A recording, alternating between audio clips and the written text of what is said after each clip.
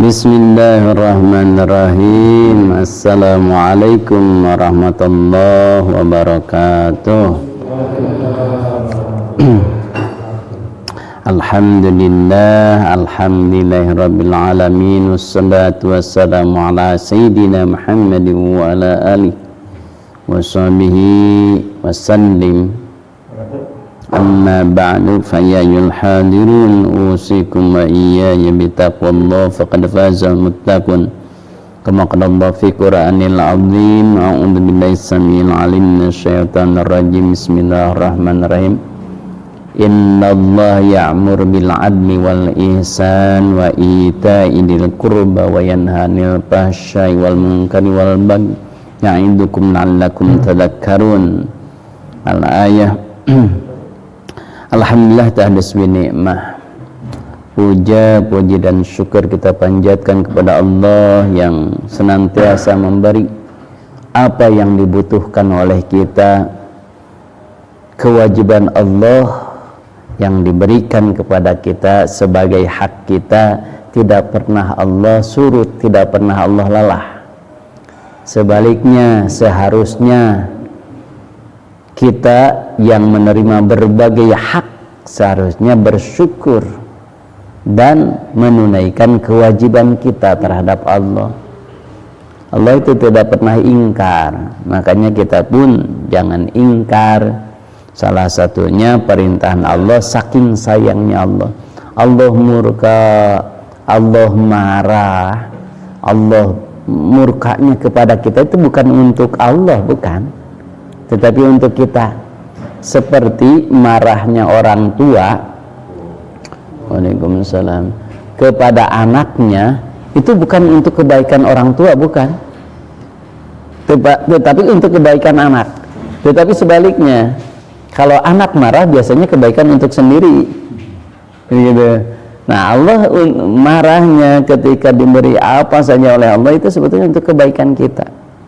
Ya, makanya Allah salah satunya menyuruh kepada kita untuk selalu terus mencari ilmu.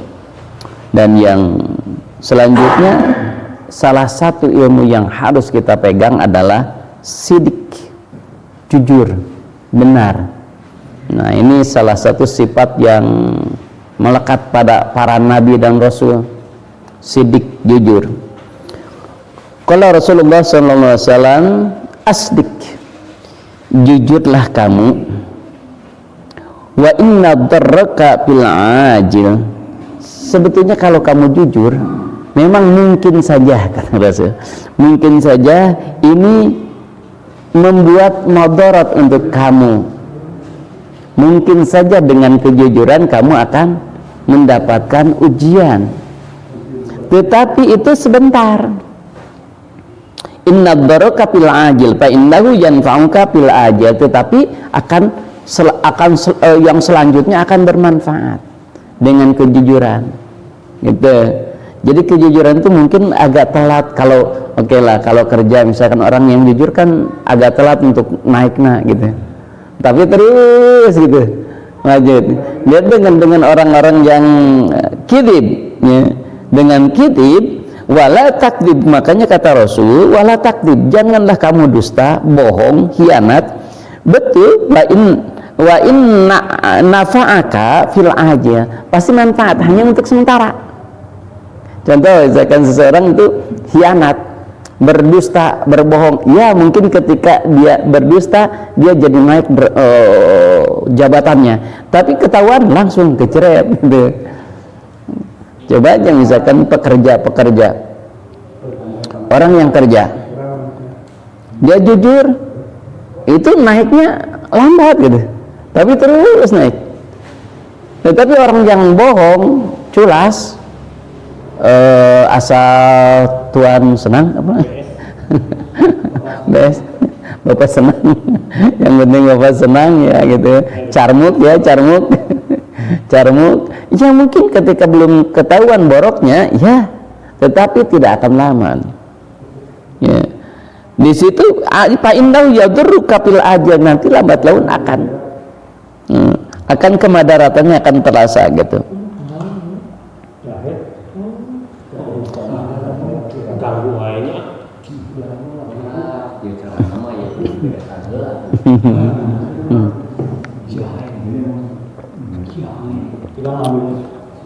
Yang selanjutnya kata Rasul, man kasurat dunubuhu, barang siapa yang banyak dosanya, dahaba bahauh, maka akan hilang kewibawaannya. Orang yang banyak dosa itu wibawanya hilang. Walaupun bagaimana orang yang banyak dosa itu pasti tidak akan berwibawa. Gimana kan dia dihormat? Ya, ketika dia menjadi pejabat, menjadi pejabat publik. Ketika menjabat setelah beres nggak ada hormatan sama sekali. Itu hilang sama sekali gitu. Jadi ketika banyak dosa itu bahauhu itu hilang gitu. Maka oleh sebab itu alaika bisidqil hadis, maka jagalah ucapan kalian, wahibdil hadis, harus jujur, jaga lisan kalian. Yang selanjutnya wahibdil amanah, jagalah amanah. Kenapa? Karena amanah itu tadi satu sifat Nabi itu sidik, dua amanah. Amanah terpercaya, ya. Amanah terpercaya. Ketika kita atau seseorang mendapatkan amanah, maka jangan khianat, hati-hati. Contoh, saya atau si Allah, oke, asa ribut ini. Kacau itu.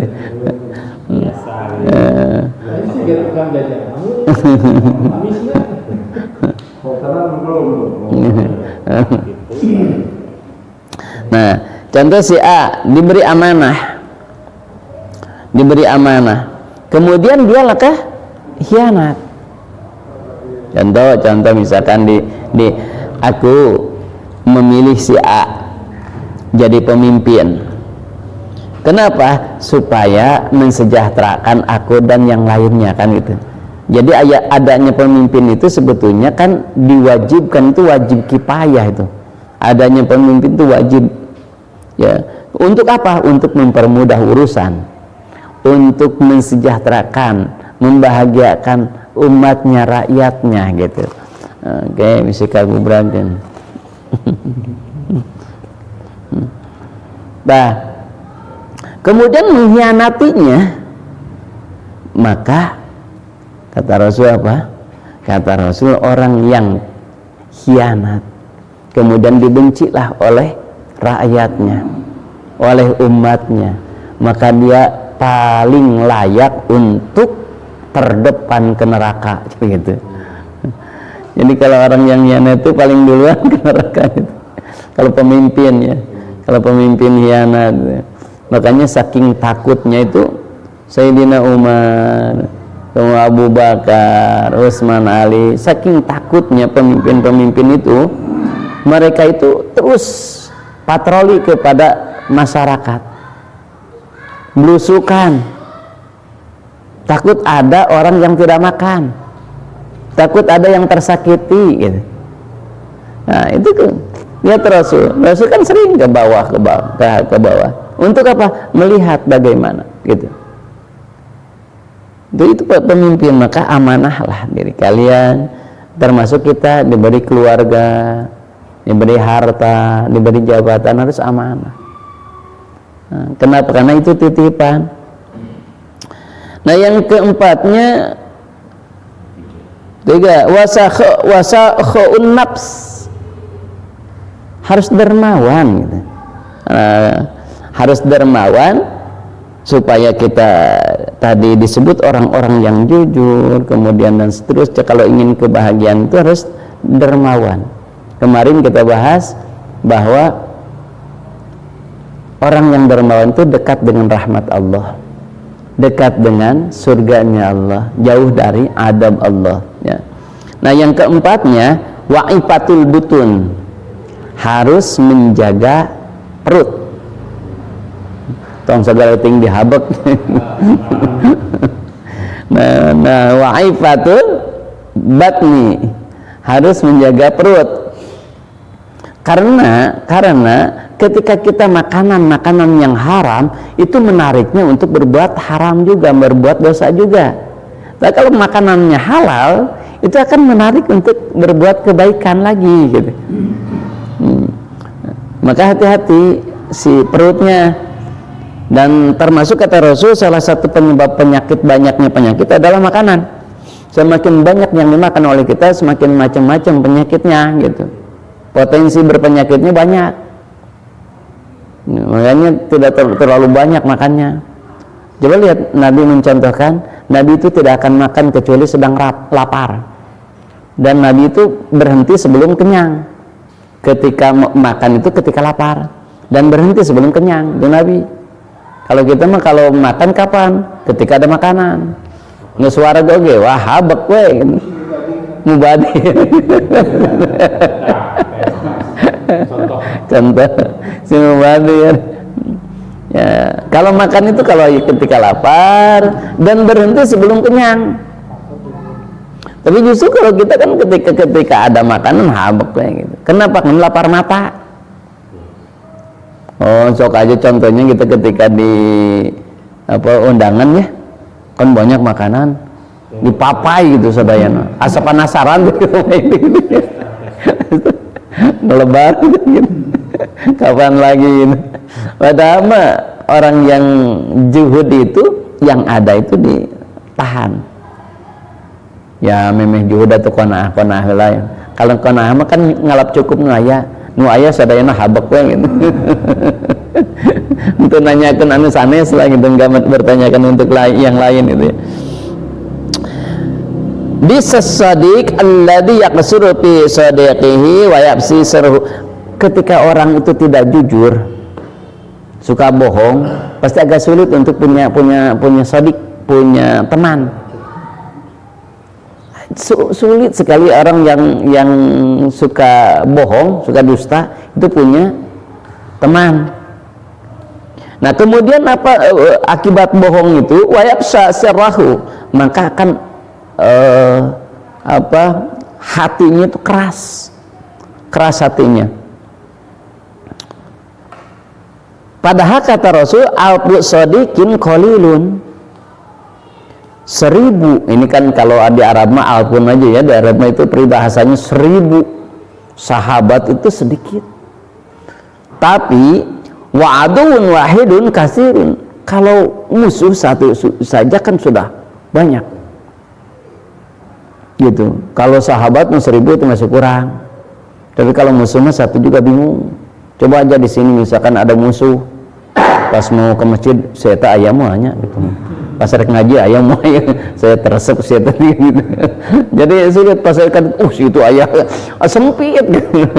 Dunia itu asa sempit. Tapi kalau banyak sahabat pas dia ayah sahabat, terus dia sahabat gitu ya.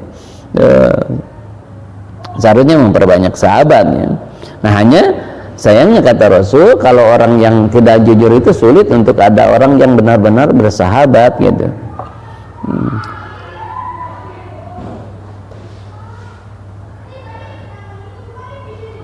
Kalau Rasulullah SAW, la taubata li taibi, tidak akan diterima taubatnya seseorang yang akan taubat hatta yagsila batnahu, sampai dia mampu membersihkan perutnya.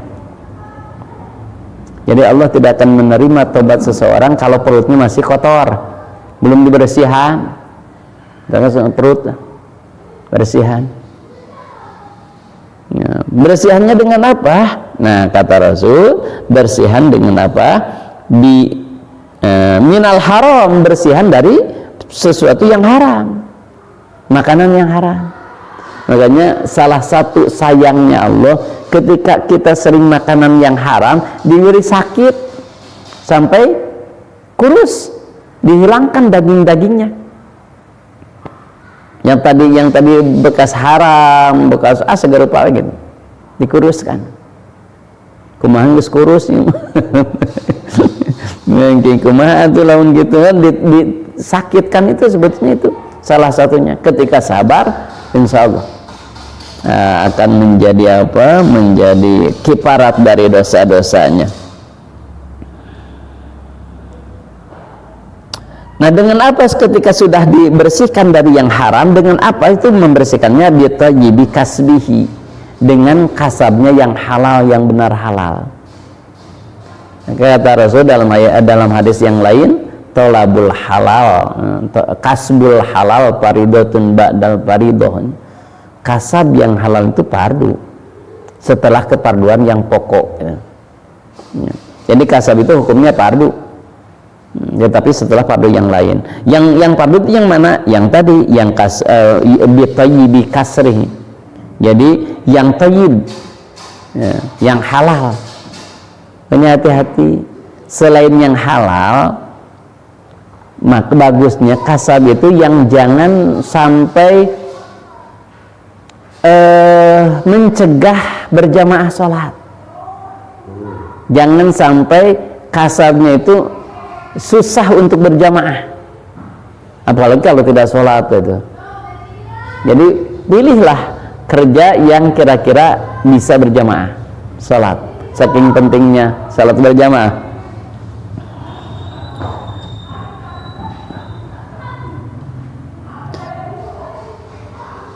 Nah, idalam yakun al-alim taqiyan, idalam yakun al-alimu taqiyan dallat mu'idatuhu.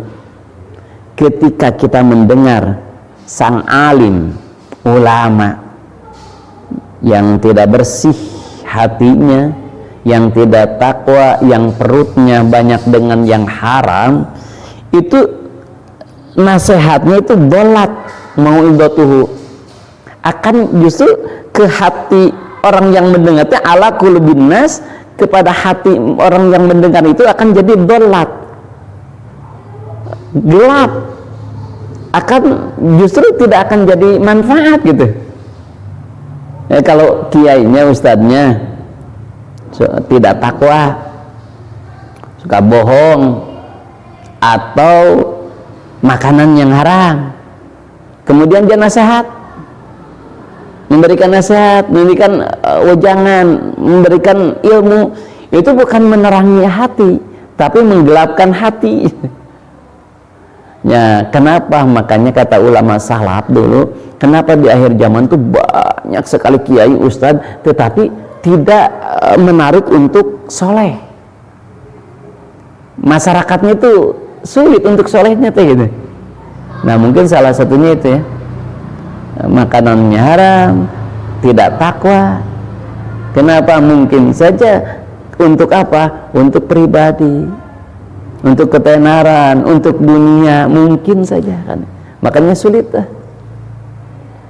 Kalau sekarang itu agak sulit untuk mencari kiai ulama ukhrawi itu, sulit. Tapi bukan tidak ada, pasti adalah, hanya sulit.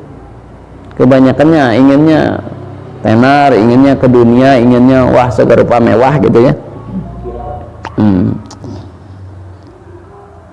Oh, jadi seperti katanya, kama yadullu al-qatru, seperti kita punya telur belum matang ya, belum matang ya, baru dikocok misalkan, kemudian terkena tinta setelurnya, gimana?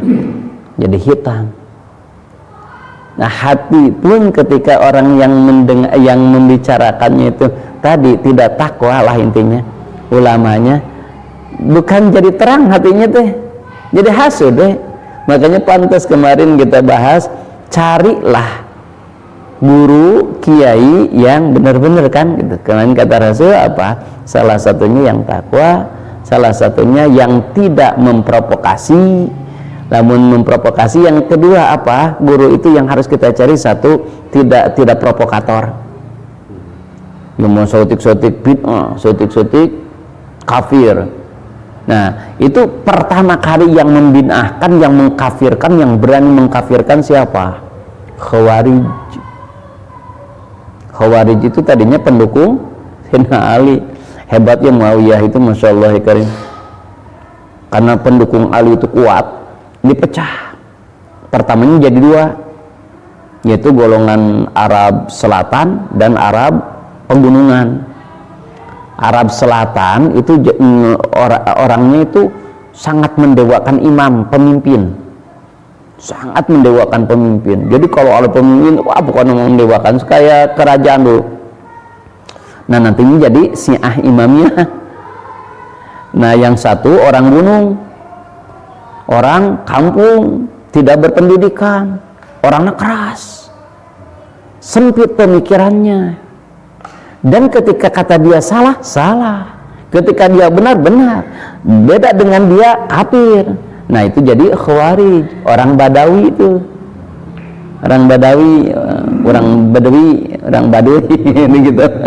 Nah itu mah orangnya keras. Pokoknya dia mah beda dengan dia jebret, kafir, bunuh, tidak sama dengan kita bunuh itu Khawarij. Makanya pecahlah pendukung Ali, makanya masuklah Muawiyah. Gitu. Jadi pemimpin itu kan karena dipecah dulu pendukung alinya. Yang pertama kali mengkafirkan itu, yang berani mengkafirkan orang lain, yang berani membunuh yang beda dengan pendapatnya adalah Khawarij, orang Badawi, orang kampung, orang lewung, orang gunung. Dia keras gitu, sempit pemikirannya gitu. Itulah orang mulai pertamanya gitu. Nah kalau misalkan sekarang ada misalkan guru sampai mengkafirkan si A, si B, si C dan seterusnya, aduh itu hati-hati ya. Jangan gitu. jangan hati-hatilah gitu. Yang baiknya mau boleh ambil, tapi jangan sampai. Tapi kadang-kadang guru itu memberikan apa masukannya itu bagus gitu. Ya. Ini sifat-sifat guru itu akan melekat ke muridnya. Ketika gurunya sering misalkan, oh situ kafir, pasti murid-muridnya akan gitu ke yang lainnya gak kayak gitu. Tapi kalau gurunya misalkan logis, pasti ke muridnya logis pasti. Nah ini pantas kata Rasul, hati-hati mencari guru gitu. Jadi guru satu tidak boleh provokator, jadi kiai mah jadi ustad mah. Nah cirinya jangan provokator tuh harus berani menerima perbedaan. Kadang-kadang kita belum siap untuk menerima perbedaan gitu. Kalau ada yang beda tuh udah ya gitu. Khawarij langsung kan saling kafirkan. Nah pendukung Ali Syiah imamnya melawan, balik mengkafirkan. Nah, nantinya setelah gitu Khawarij, Murji'ah kan, nggak usah liar orang keluar gitu. Saling mengkafirkan. Mu'tazilah dan seterusnya saling mengkafirkan nantinya gitu. Tadinya bagaimana? Di politik tadinya, tapi mengatasnamakan agama. Nah itulah makanya kenapa kata Imam Ghazali, kalau gini mah udah pisah aja agama-agama, negara-negara gitu, kata Imam Ghazali. Maka salah satu yang dianggap memisahkan antara agama dengan negara itu Imam Ghazali. Padahal harus tahu dulu situasinya waktu itu gimana. Agama itu diatasnamakan, atas nama agama kafir kamu, ini cukup agama gini-gini, padahal mah politik tadinya gitu. Maka udahlah begitu mah agama itu dijadikan alat tungku kan. Udah sekarang agama-agama negara-negara gitu, sekuler lah kalau sekarang gitu. Padahal kalau waktu itu memang kondisinya seperti itu ya. Jadi kata Imam Ghazali, aduh agama jadi dipermainkan gini nih, jadi mengataskan nama agama. Itu ya kafir, demi Allah itu kafir, bunuh itu kita jihad, membunuh itu jihad ya. Makanya menyebutkan Allahu Akbar. Kan dulu itu yang membunuh dan yang dibunuh menyebutkan Allahu Akbar. Kalau mau yang membunuh Allahu Akbar bunuh, yang mau dibunuh Allahu Akbar gitu. Dua-duanya menyebutkan Allahu Akbar gitu. Nah, saling mengkafirkan. Tadinya politik tuh ya. Yang kedua, kadang hati-hati guru itu bagusnya gitu ya. Bagusnya guru itu mencari guru itu yang kedua yang memberikan kemudahan, bukan kesulitan. Yang kemarin kita ceritakan ya, memberikan solusi ya. Jadi bukan ini wah ini mau gini, jadi ada solusinya gitu. Nah kemudian yang ketiganya kata Rasul apa? Yang memberikan kebahagiaan, bukan menakut-nakuti. Oh itu ya. Di dalam mencari guru teh gitu ya. Dan memang guru itu pasti sifat-sifat guru itu melekat. Mau tidak mau pasti ada gitu. Jangankan guru itu dengan teman sebaya aja kan. Makanya kenapa Rasul kalau kamu ingin tahu si A, maka lihat teman dekatnya kan. Kalau teman dekat itu saling paling sifat gitu. Saling mencuri sifat-sifat masing-masing gitu. Hanya kenapa kata Rasul kalau kita punya punya saudara, punya teman itu harus pilih dulu mana yang baik enggak gitu. Bagusnya yang baik supaya kita terbawa yang baiknya gitu.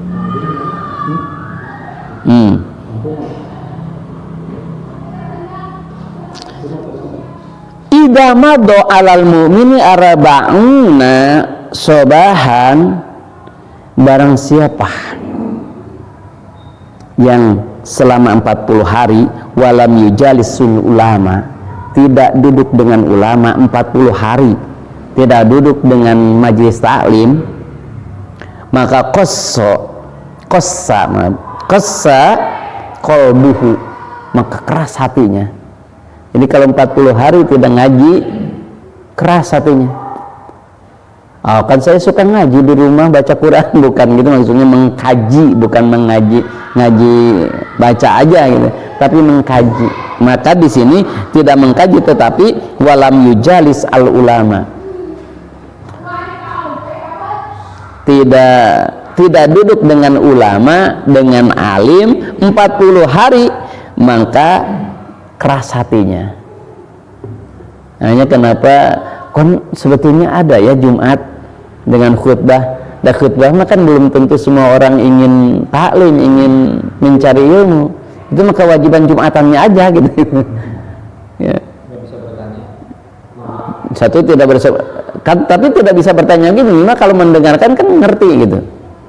Makanya bagusnya gitu kalau Jumat tuh ada nasihat-nasihat apa gitu ya. Gitu, enggak asal menggugurkan kewajiban saja gitu. Kalau majelis taklimnya di TV gimana? Kenapa? Kalau majelis taklimnya di TV itu bukan majelis. Itu mah untuk pengetahuan oke. Iya. Untuk pengetahuan nggak apa-apa, tapi tetap hati emang nggak bisa jadi namanya jadi lembut, hatinya tetap aja keras gitu ya. Untuk pengetahuan oke, nggak apa-apa, bagus ya. Karena kan dulu itu kan sama, dulu juga ada buku kan, ada buku, ada apa, tetapi kenapa enggak yang baca, tetapi harus majlis yujalisu alal ulama, yaitu walam yujalis al ulama, ini duduk dengan ulama, majlis. Nah, ini seperti ini majlisnya kan. Kalau di buku mah enggak duduk dengan ulama, walaupun itu kitab ini memang bukan karangan tulisan para ulama. Tetapi kalau kita hanya baca kitab sendiri misalkan gitu, itu tidak disebut duduk dengan para ulama. Dengan di TV juga tidak duduk dengan ulama. Di TV majelisnya di kamar. Di kamar.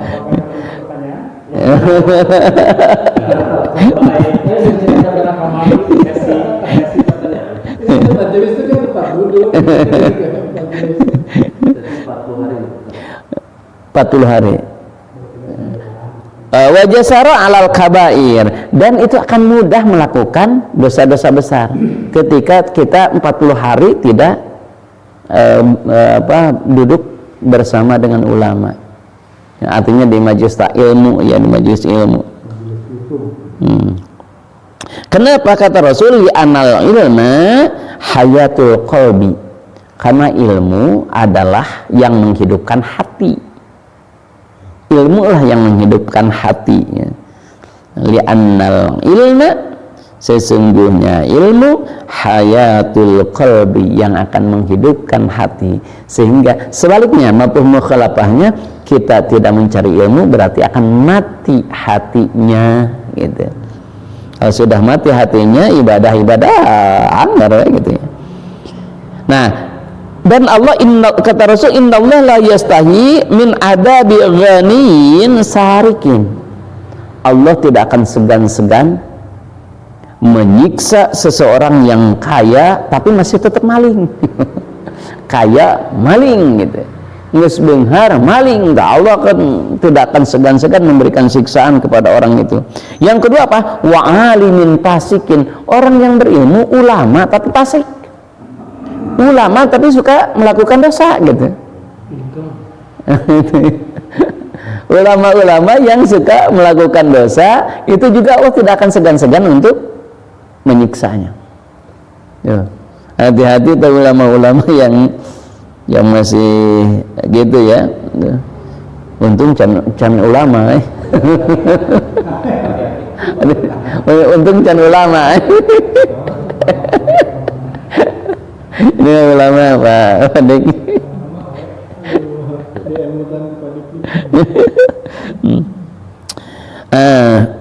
Qala sallallahu alaihi wasallam, la ta'ir ahadan bima fi.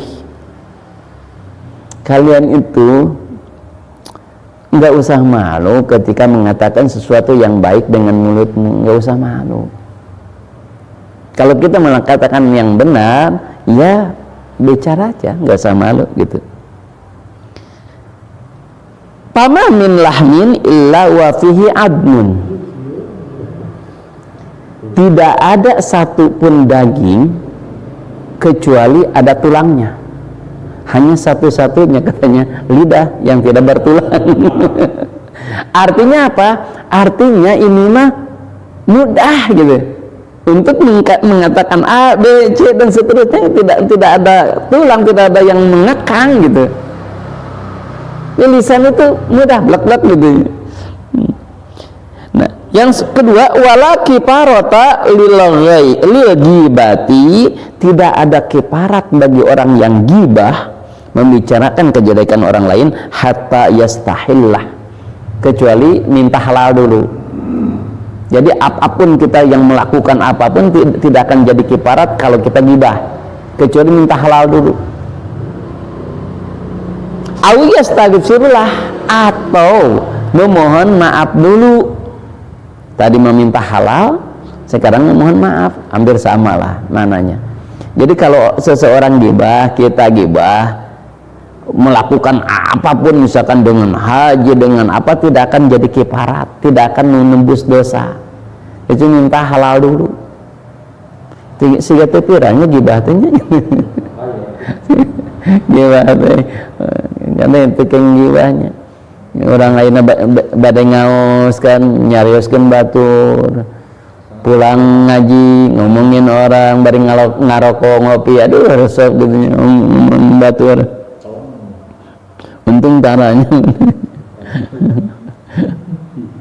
Makanya kata Rasul, qala Rasulullah sallallahu alaihi wasallam, ma khalaqallahu fil insani afdal. Tidak ada yang diciptakan oleh Allah yang lebih afdal kecuali minal lisan. Paling afdal itu lisan. Kenapa? Karena dengan lisan yadkhulul jannah.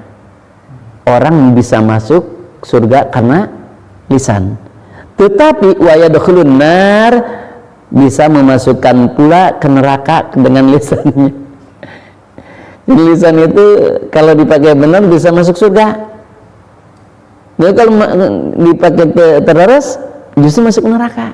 Dikir itu berarti? Ya, dengan dikir, dengan bicara yang lemah lembut. Dikir jawa mana?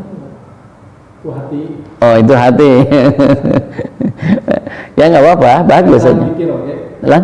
Kaitan dikir oke. Kan dikir itu ada 3. Ada dikir bil lisan. Dikir itu hanya lisan, hatinya enggak, pikiran enggak. Nah, ini lisan aja. Itu paling rendah. Yang kedua dikir qalbi, dikir hati, itu lebih tinggi daripada lisan. Yang ketiga dikir lisan dan qalbi. lisannya dzikir, hatinya dzikir, itu yang lebih bagus. Ya dengan qalbi pasti dengan pikiran lah. Tuh. Nah minimal kata ulama, ya minimal atau lisan-lisan dulu lah dzikirnya. Yang lisan-lisan aja dulu gitu. Dan nanti kan di akhirat dilihat suka dzikir enggak gitu. Jadi walaupun misalkan amal-amalan tidak, pernah baca la ilaha illallah enggak gitu. Pernah baca syahadat enggak? Lihat di lidahnya, di lisannya. Gitu. Disuruh oleh Allah malaikat melihat bekas ucapan syahadat la ilaha illallah. Walaupun tidak mengamalkan apapun, kalaupun ada dia iman melapangkan syahadat, kalau habis dosanya pasti masuk surga. Ya. Pikir yang Asmaul Husna Justru saya kan sawar-sawar Gusti Allah kan walillahil asmaul husna, aku memiliki asmaul husna, padonglah maka berdoalah, berzikirlah dengannya gitu. Justru dengan asmaul husna. Tapi enggak usah semuanya. Kalau dipakai maksudnya sesuai dengan keinginan, kebutuhan. Ketika misalkan kita ingin dimudahkan rezeki, ya Razzaqu ya Fatah, ya Razzaqu ya Fatah gitu. Ya. Jadi kalau misalkan ingin ditinggikan derajat, naik pangkat, ya Rafi, gitu.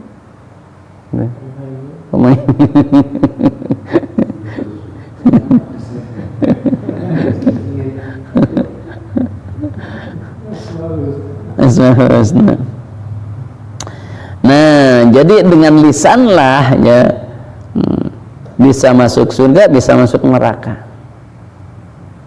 Dan dengan lisan itu masya Allah ya Karim.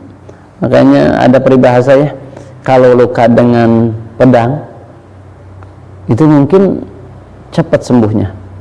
Tapi kalau luka dengan lisan, wah, berapa tahun pun masih terngiang gitu.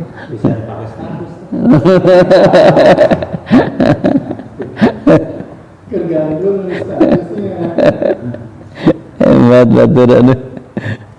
Gede status ini. Nah, seperti apa lisan itu? Pak Innahu kalbun akur, seperti anjing. Rabies nih. Ya, anjing galak, anjing gila. Jadi hati-hati dengan lisan itu, seperti itu, membubak bukan itu bisa menyakiti orang lain gitu. Dengan lisannya gitu. Ini sami itu bicara dengan tangan ya sama. Kata Rasul juga, qala Rasulullah SAW, la tal'anu musliman wala dabatan, dan kamu tidak boleh melaknat orang lain atau melaknat hewan. Karena itu makhluk Allah sama. Kan suka ada yang melaknat atau mencaci gitu, berlebihan terhadap manusia, kepada orang lain atau kepada hewan. Kemarin agak rame tentang anjingnya, mencaci maki anjing di anjing asli yang bukan. Ada kucing goblok. Anak-anak ngobrol. Jadi kasih makan mau nggak? Anjing coplok. Ini gitu ya. Nah, itu tidak boleh melaknat siapapun. Misalkan melaknat kayak gini. Contoh misalkan, wah pasti dia mah ahli neraka. Atau misalkan dasar, wah anu gitulah, melaknat. Ya anjing, misalkan anjing itu dilaknat gitu. Kucing dilaknat misalkan, tadi goblok misalkan, dasar kucing itu. Nah itu tidak boleh. Apalagi kalau ke manusia, baik itu orang muslim atau non muslim, kalau kita melaknat atau mencaci maki, itu bisa balik ke kita. Ketika misalkan, wah agama kamu gini, pasti dia nyerang agama juga ke kita gitu. Jadi hakikatnya kalau kita mencaci maki agama orang lain sama dengan mencaci agama kita sendiri. Kenapa? Karena dia akan mencaci agama kita juga. Ya menghujat pasti. Iya, itu. SR, stimulus respon. Jadi ada stimulus pasti ada respon. Sebab akibatnya, itu patarji'u al-la'nata 'alaika, pasti bakal kembali ke kamu. Apapun ucapanmu gitu. Wa qala Nabi sallallahu alaihi wasallam ad-dinu kulluhu fil haya. Agama itu sebetulnya itu ada fil haya, dalam malu gitu. Kalau kita sudah memegang satu aja sifat itu malu. Bahkan dalam hadis yang ini kan al-haya'u minal iman. Malu itu sebagian iman. Kalau ada rasa malu aja, insya Allah ya tidak akan melakukan sesuatu yang tidak senonoh gitu. Aduh, aku malu. Masa sholat seperti ini? Allah memberikan berbagai nikmat ke kita, tapi kita kok lalai gitu. Aduh, malu. Nah, malu aja. Sifat malu. Sekarang kan sudah kayaknya hilang ya sifat malu itu. Orang-orang korupsi pas di film kan dada gitu, gaya. Orang-orang misalkan itu bangga dengan itu ya, Masya Allah kan. Hilang sifat malu. Orang yang berbuat salah sekarang hilang sifat malu. Dulu itu maaf misalkan ketika perempuan pulang malam itu wah rame di masyarakat itu kan. Kalau sekarang wah ada terbalik dulu makan kalau tidak senonoh, kelakuan tidak senonoh, malunya. Sekarang mah enggak, tinggal kawin ke gitu. Gampang. Nah itu malu. Mengatakan agama itu kulluhu fil haya wa huwa antahfadu ar-ra'sa, karena puncaknya dari agama adalah malu. Kita ke Allah, ya Allah, aku malu. Sudah tua seperti ini tapi belum bisa ibadah dengan benar. Ya Allah, udah tua seperti ini tapi belum bersiap-siap untuk akhirat. Ya Allah, aku malu. Ya, malu lah. Dibiasakan di ini ya. Wa ma hawa wal butun wa ma wa'a. Ya. Ini hati-hati juga ya tentang perut, tentang hawa nafsu, harus dijaga, jaga. Tidak ini ya, tidak seenaknya gitu. Termasuk tadi, Masya Allah katanya sidiknya, ucapan yang benar, yang jujur itu. Walaupun pahit, ya, walau murron kata Rasul, walaupun pahit, akibatnya akan tidak ada yang, apalagi di pemerintahan sekarang ya, dari dulu sih sebetulnya gitu, yang jujur itu agak sulit itu, ya sulit majunya itu, enggak punya temen jujur, enggak punya dukungan, saya maju nanti, enggak apa-apa, sebentar, itu juga insya Allah bakal tahu orang juga ya, kalau yang jujur gitu. Itu ya, mudah-mudahanlah kita bisa haya di sifat kebiasaan kita, menjaga lisan, sidik, amanah, ya tadi. Sidik, jujur, amanah, terpercaya gitu. Kalau dipercaya oleh orang lain tuh, kita benar-benar gitu. Termasuk dipercaya oleh Allah. Kalau percaya punya istri, punya anak buah dan seterusnya, harus punya murid dan seterusnya gitu. Wallahu a'lam bishawab.